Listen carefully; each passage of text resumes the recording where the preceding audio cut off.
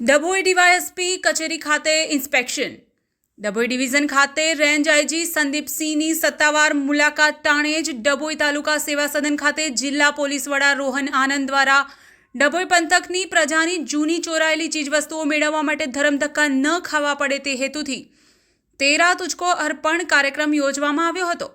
સાથે કચેરીનું inspection IG Sandipsinh દ્વારા હાથ ધરવામાં આવ્યું હતું. આજરોજ વડોદરા જિલ્લાના ડભોઈ ડિવિઝનના રેન્જ આઈજી સંદીપસિંહની સત્તાવાર મુલાકાત દરમિયાન ડભોઈ પોલીસ સ્ટેશનના હદ વિસ્તારના પ્રત્યેક નાગરિકોને તેમના લાભ અને હકો સરળતાથી મળી રહે તે માટે રાજ્યની પોલીસ સક્રિયતાપૂર્વક કામકાજ કરી રહી છે. રાજ્યભરમાં નાનાથી લઈને મોટા ગુનાઓમાં પોલીસ દ્વારા અનેક દાખલારૂપ કામગીરી કરવામાં આવી રહી છે.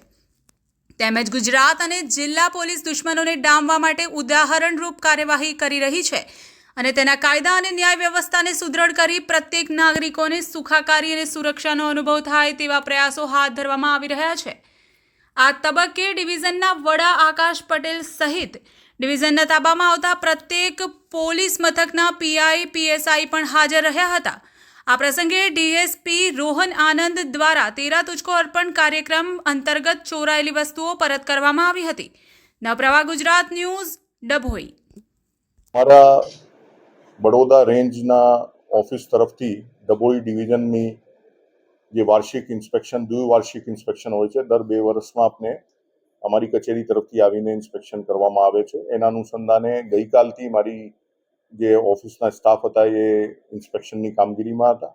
હું પણ આજે અહીંયા આવ્યા છું અને એસપી બડોદા રૂરલની હાજરીમાં એસડીપીઓ ડભોઈની જે કામગીરી છે અને એની અંતર્ગત જે 6 પોલીસ સ્ટેશન આવે છે એ કામગીરીની સમીક્ષા કરવામાં આવી છે.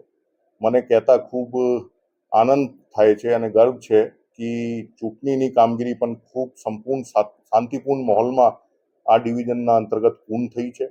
6 પોલીસ સ્ટેશનમાં કોઈ પણ પ્રકારના બનાવ કે ઘર્ષણના બનાવ ચૂંટણી દરમિયાન બનેલ નથી. એ લોકોની સાથે પણ ચર્ચા વિચારણા કરવામાં આવી છે. એ લોકોની કામગીરીની સમીક્ષા કરવામાં આવી છે. અમુક જગ્યા જ્યાં જે પ્રકારના બનાવો વધારે બની રહ્યા છે, અમુક જગ્યા અકસ્માતના બનાવો વધારે બની રહ્યા છે, એની પણ આપણે સમીક્ષા કરી અને જરૂરી સૂચના અને માર્ગદર્શન આપવામાં આવી છે. મને આશા છે કે આવનાર સમયમાં પણ જે રીતે અત્યાર સુધી કામગીરી થઈ છે એનાથી પણ સારી કામગીરી એ લોકો કરીને બતાવશે.